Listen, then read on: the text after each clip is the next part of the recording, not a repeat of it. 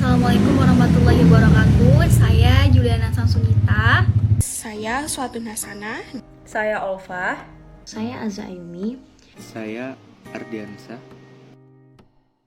Kami dari kelompok 4 kali ini bakal membahas tentang salah satu kasus ataupun salah satu peristiwa yang belum lama ini tuh viral banget di media sosial, yaitu tentang salah satu karyawan ST sama salah satu pelanggannya. Nah, ini karyawan yang viral ya guys, yang ini temennya. Di atas udah ada judulnya, cekcok antara karyawan dengan pembeli karena salah paham. Bener banget, ini karena kesalahpahaman menurut kronologisnya ya. Jadi pada tanggal 10 Juli 2022 itu ada salah satu pembeli yang datang ke gerai ST untuk mesen 2 minuman. Jadi 2 minuman itu salah satunya itu udah stoknya udah kosong. Jadi si kakak karyawan ini nyuruh buat ganti dong. Nah, udah selesai tuh, tapi kata mungkin menurut si pembeli ini kakaknya tuh rada ketus atau judes gitu, kayak cepet ya kak gitu. Jadi si pembeli nggak enak hati gitu. Udah selesai dari sana, pas ngasih minumannya tuh katanya si kakak ini ngebanting. Jadi si pembeli tambah gak enak juga gitu kan. Udah selesai di sana, si pembeli masih diam. Terus si pembeli pulang ke rumah, ternyata minumnya itu salah guys, salah. Jadi si kakaknya itu pulang lagi, si pembeli pulang lagi nih ke gerai ST. Terus ya marah-marah gitu kan sambil ngevideoin. Nah, kenapa ini bisa viral? Yang pertama karena si kakaknya ngevideoin, si kakak pembelinya ngevideoin, terus ngeposting di salah satu aplikasi TikTok.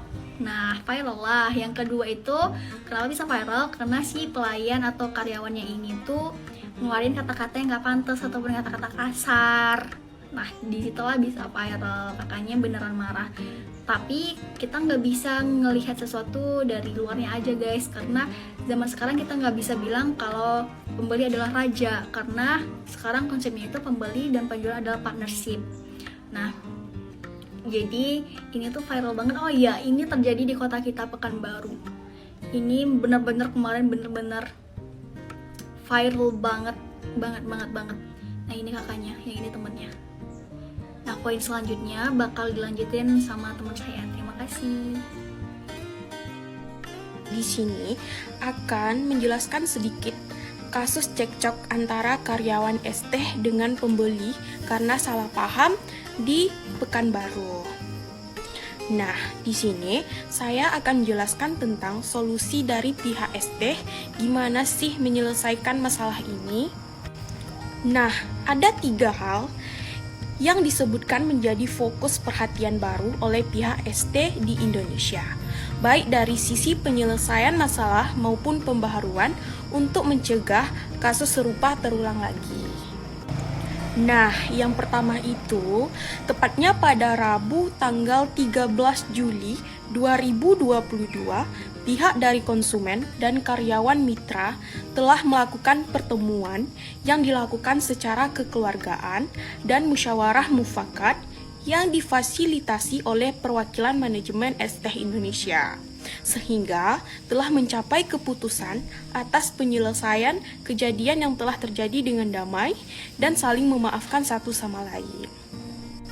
Nah, hal ini tertuang dalam akta perdamaian yang telah ditandatangani konsumen dan karyawan serta diketahui oleh pihak keluarga konsumen dan perwakilan manajemen ST Indonesia sebagai saksinya. Nah, yang kedua, bahwa manajemen ST Indonesia sudah memberikan tindakan tegas dan teguran kepada mitra sebagai karyawan yang terletak di Kebun Harapan Raya Pekanbaru dan akan melakukan penutupan sementara terkait pembaharuan standar pelayanan.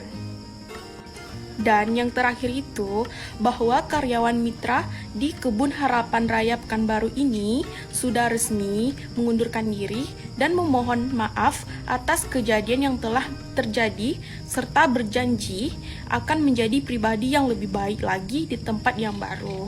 Jadi itulah solusi dari pihak ST Indonesia.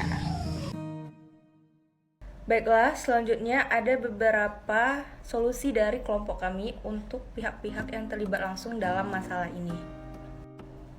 Yang pertama, untuk pihak ST itu sendiri.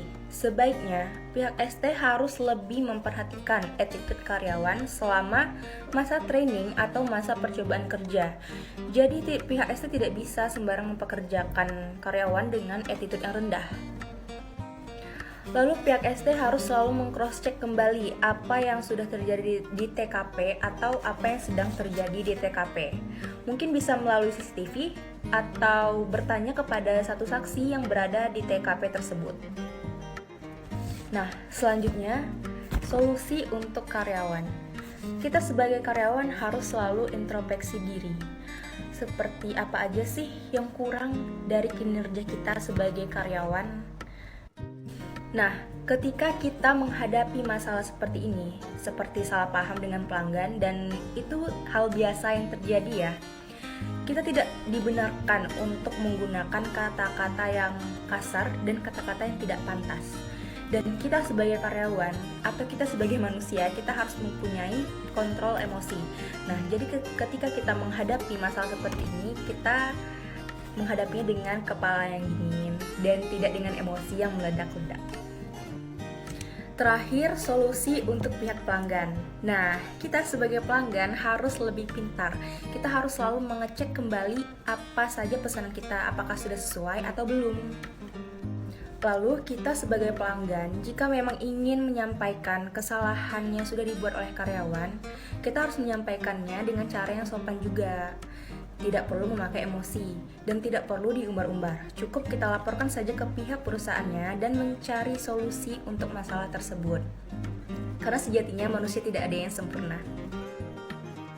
Jadi, kasus ini berkaitan erat dengan permasalahan individual dalam etika bisnis, di mana karyawan ST ini berbicara tidak sopan terhadap customer. Meskipun sekarang customer itu bukanlah raja, namun customer itu merupakan partnership yang harus dijaga agar perusahaan tidak kehilangan pembeli.